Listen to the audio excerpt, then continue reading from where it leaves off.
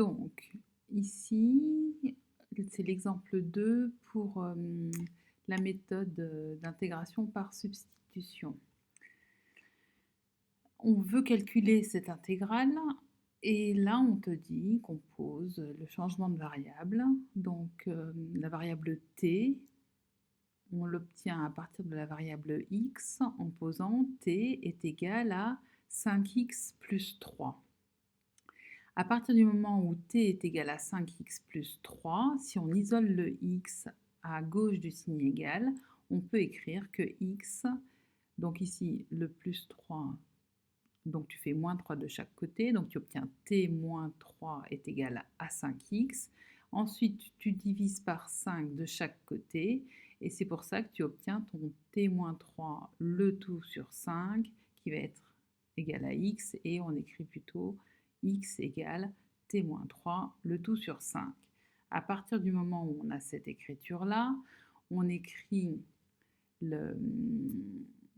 donc l'élément qu'on appelle ici dx, on doit avoir l'écriture dt.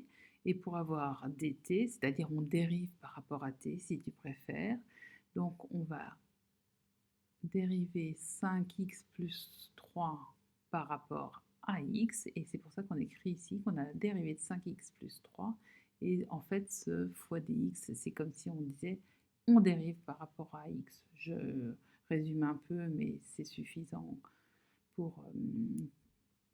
pour que tu mémorises, même si d'un point de vue mathématique, c'est pas hyper exact, mais l'important c'est que tu mémorises ça. Et donc du coup, la dérivée de 5x plus 3, tu sais que tu obtiens 5 quand tu dérives par rapport à x, et c'est comme ça que tu sais que ton dt, c'est 5 fois le dx. Et si dt, c'est 5 fois le dx, là on peut en déduire que dx, c'est 1/5 de dt. Et donc, quand tu as cette écriture, puisque ça correspond à cette intégrale, et que tu veux la calculer, cette intégrale indéfinie, avec la méthode par substitution, tu dois, à la place de la variable x, te retrouver avec la variable t. Tu sais que ton t, c'est 5x plus 3, donc ici, le 5x plus 3, tu le remplaces par t. Comme ce 5x plus 3 est la puissance 7, ici, bah, ton t, tu le mets à la puissance 7. Le x qui est au carré ici, bah, ce x, tu le remplaces par t-3 sur 5, et comme il est au carré, bah, ton t-3 sur 5 ici, tu le mets au carré. Le dx qui est ici, tu sais qu'il est égal à 1/5 fois dt, donc ce dx qui est là, tu le remplaces par 1/5 fois dt. Et maintenant, pourquoi ici on se retrouve avec 1/5, en fait 1 sur 5 exposant 3, c'est comme si on avait 1/5 au cube. Et bien tout simplement parce que dans cette parenthèse, tu as une fraction qui est au carré. Donc le numérateur t-3, il sera au carré, et le 5 qui est au dénominateur, il sera au carré. Et le 5 au dénominateur qui est au carré là, avec ce 1/5, et bien en fait c'est comme si tu avais, là tu as ton t-3 au carré qui est écrit ici, et ce 1 sur 5 exposant 3, c'est comme, en fait tu as le 5 au carré qui est au dénominateur qui vient de ce carré là, et le 1 sur 5 qui est ici.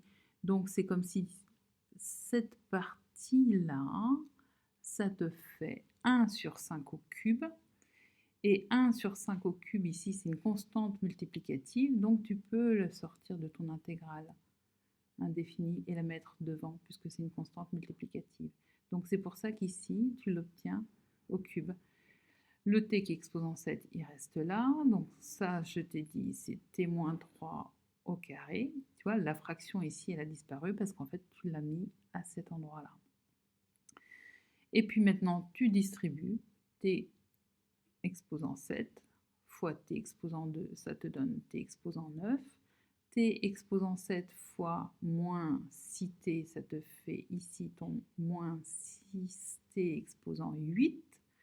Et puis le t exposant 7 fois 9 te donne ici le terme plus 9 fois t exposant 7. Et puis maintenant, tu n'as plus qu'à utiliser, donc tu cherches une primitive de cette expression et tu utilises le fait que quand tu cherches une primitive de t exposant n, tu as t exposant n plus 1, le tout sur n plus 1.